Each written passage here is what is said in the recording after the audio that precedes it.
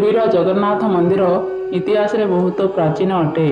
यह 1277 राजा अनंतवर्म चडगंग देव निर्माण करथिले। मंदिरर मुख्यालय गर्भगृह शिल्पकला अत्यंत उत्कृष्ट धरणर। मंदिरर सबुठारु महत्वपूर्ण एवं प्रसिद्ध यात्रा हेउची रथयात्रा अटे, जहाकु कि वर्षरे थरे पालन करा जाए।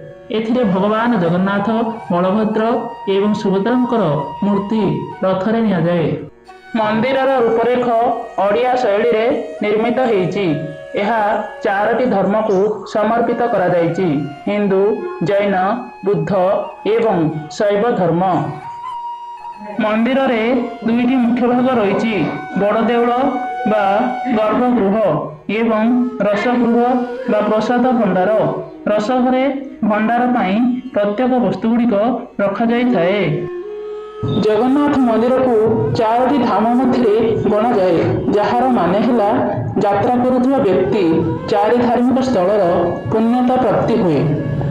पुरीर जगन्नाथ मंदिर ओडिशार एक प्रमुख धार्मिक एवं सांस्कृतिक स्थान अटे, जार इतिहास एवं महत्व सारा विश्व में प्रसिद्ध।